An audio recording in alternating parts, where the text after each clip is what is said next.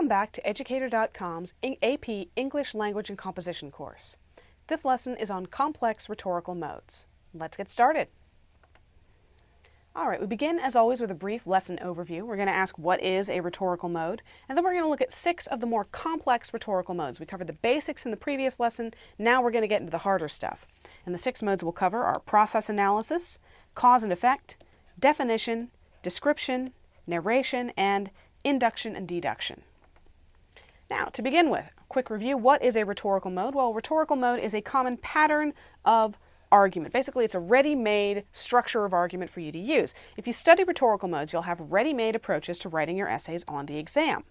Also, some of the multiple choice questions on the test will use terminology associated with rhetorical modes, so you need to know what they are so that you can answer those questions.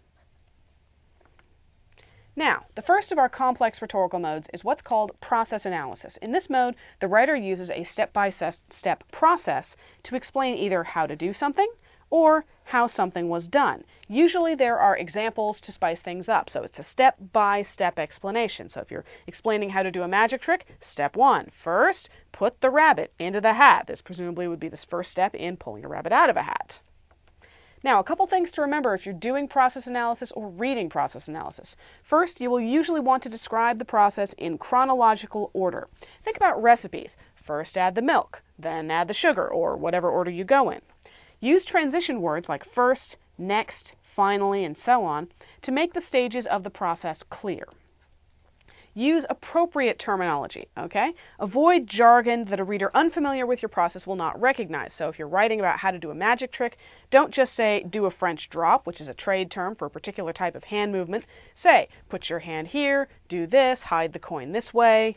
Because remember, if someone is reading your process analysis, if they're reading the step-by-step instructions, chances are they're not familiar with the jargon of whatever you're writing about. If they were, they wouldn't need the process analysis. And finally, make sure that every step is clear and nothing is left out. If you leave a step out, you will leave your reader hopelessly confused. Now, the second complex rhetorical mode is cause and effect. You're probably really familiar with this one. In this mode, the writer explains why things should be done, or should have been done, why things work. It's all about making things work. This mode is all about finding underlying causes. So the example we have here is, I was late to school because my cat learned how to work a doorknob, and my cat got out, and I chased my cat all over the neighborhood, and my cat climbed a tree, and I climbed the tree to get the cat. I fell out of the tree and broke my arm, and I had to go to the emergency room, and that's why I'm not showing up at school until lunchtime. So, cause and effect. Why are you showing up at school at lunchtime with your arm in a cast? My cat learned to work a doorknob and...